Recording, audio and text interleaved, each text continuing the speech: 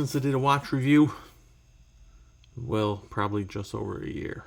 I have had a couple of questions about if I'm ever going to do another review. So this watch was specifically requested by Gethin, Mr. Gethin, for the beach. Here you go, buddy. 2024 was a very busy year, personally and professionally. And this one came into the collection February 2024.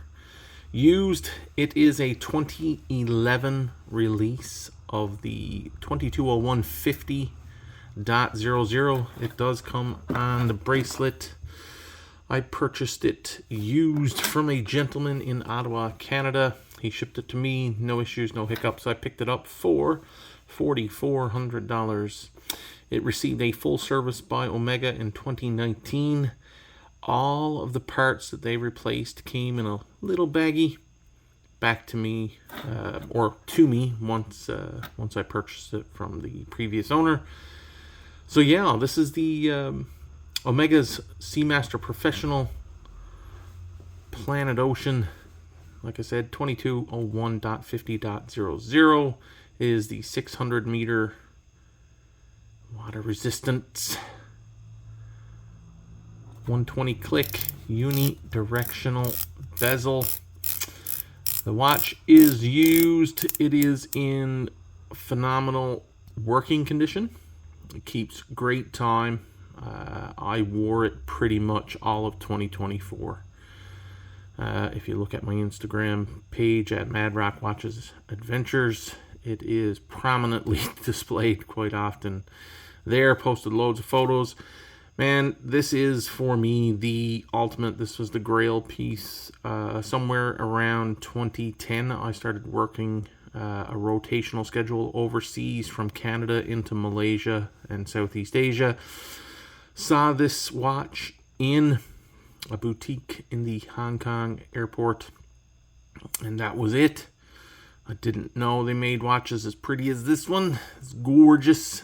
It is, for me, the classic, true, just Omega Seamaster. Of course, it was featured prominently within the James Bond movies featuring Daniel Craig. And, yeah, I'm a bit of a James Bond geek. Nothing as serious as most. But, you know, probably the first action movies I was ever allowed to watch as a child. So, lots of memories of watching James Bond movies with my father. So, details on the watch. Let's see. So, we got a 20 mil lug width. We've got 14 millimeters thick. I think it's 48. I'll use my precision measuring device. It is 48 millimeters lug to lug. Yep, 48 millimeters lug to lug. So you can see brush sides, polished beveled edge there, and polished at the front. No, that is on the lugs there. That's brushing in here. Polished all along. Aluminum bezel insert. 0 to 15. I mean, what do you want me to tell you? This is the, you know, all-around classic Omega Seamaster Planet Ocean. So the caliber 2500 movement inside of it's been working great. Right now, I've got it on a Dasari. So let's see, Dasari. Oop, a little bit of wrist cheese there. Sorry, Dasari strap. It's let's back out a little bit. Dasari with deployant clasp, sailcloth. I think it's probably about 80 Canadian for this one. I did have an Artem in green and a 22 millimeter gifted to me once, but this one with 20 mil lugs, it wouldn't fit, obviously.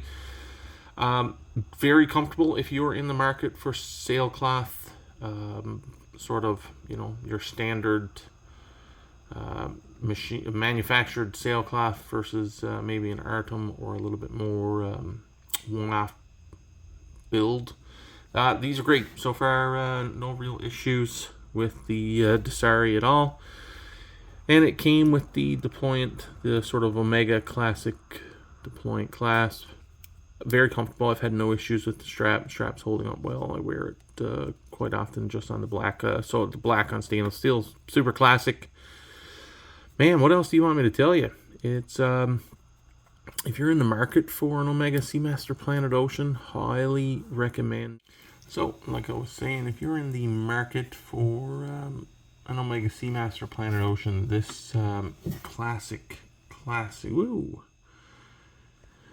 But given the size, man, it just wears so well on wrist. Legible, just not too bulky. So, one of my favorite casebacks of all time, Seamaster Hippocampus. Let's get a look at it. There you go. So I think they call this an oil pressed, so a pressed caseback, oil pressed caseback. And the Planet Ocean markings, pardon me, on the back there. Just absolutely love it. Couldn't be more happy with this watch, really couldn't. I did sell a number of watches. I think I sold 10 or so out of my collection. Some homage pieces, a couple of mod pieces, and just threw in a little bit of cash and was able to make the purchase. The bracelet is extremely comfortable. Very little taper in that bracelet. So obviously it tapers from 20 at the lugs down to 17.5 roughly. 17.5 down here at the clasp. So, man, again, I wore this just about 90% of the time in 24. Just can't say enough good things about it. It does have the diver's extension. So you see right here. Oop, see. There you go. Snap in. It's pretty good. In the world of divers extensions, it feels really solid. So push back underneath and just press to snap it back in place. Oops, I think I have. There we go. So I think if you, I'll zoom in to make sure you can see what I did wrong the first time. So when I did it first, pressed out, you can see the,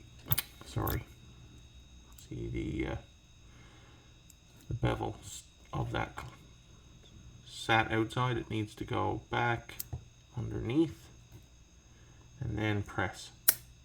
And there it is, sat back into position. Yeah, so I tell you, just absolutely phenomenal. I was super pleased with this one, super pumped. I mean, if you're into Omegas and you've searched up and found this video, there you go. Omega Seamaster Professional Planet Ocean coaxial chronometer certified 600 meter 2,000 feet. Date at the 3 applied indices and markers. Lume is pretty decent on it still. I guess I'm a little surprised versus like a Seiko. Some of the Seikos I've had in the past had probably better lume than this, but you know, I don't really need lume. I just like it. It's a little bit of a lume junkie. Phenomenal watch. Signed crown. Oops.